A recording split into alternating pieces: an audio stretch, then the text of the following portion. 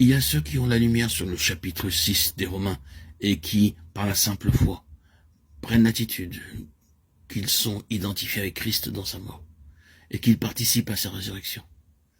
Mais il est facile de voir qu'ils n'ont pas été de façon vitale unis par la conformité à sa mort.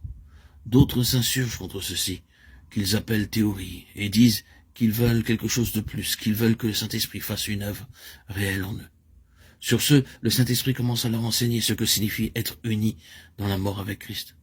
Alors ils vont à l'autre extrême, ils restent autour du tombeau si longtemps qu'il n'y a aucune évidence de puissance divine, leur donnant de l'énergie pour marcher dans une victoire continuelle. N'oublions pas que la vie doit jaillir de la mort.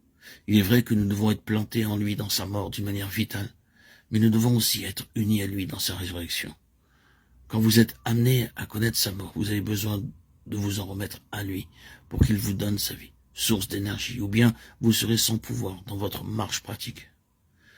Remercions Dieu pour la lumière qu'il nous a donnée concernant la croix de Jésus, et pour la lumière qu'il nous a donnée quant à la voie par laquelle il nous rendra conformes à sa mort. Mais assurons-nous que nous connaissons la puissance de la résurrection et la vie avec lui, dans une union vivante.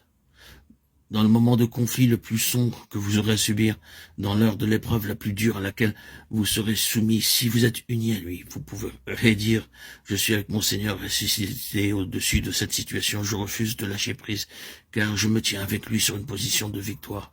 Je crois en Dieu qui ressuscite les morts. » Ce n'est que de cette façon que la foi pourra mûrir jusqu'à devenir une foi qui vit et triomphe dans les impossibilités. Nous avons vu dans la résurrection de Christ que la mort n'a plus de pouvoir sur lui. Spirituellement, ceci sera vrai aussi de nous. Sommes-nous affectés par l'atmosphère de mort qui nous entoure? Dans la puissance de sa résurrection, elle ne pourra pas nous faire frissonner.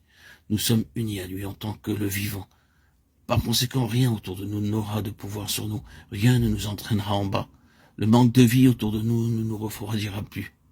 Mais en union avec le Seigneur ressuscité, nous dominerons par sa vie l'atmosphère de mort et nous serons ses messagers de vie pour les âmes agonisantes. Dans 2 Corinthiens 13, 3, 4, regardons brièvement la manière pratique de prouver la puissance de sa résurrection.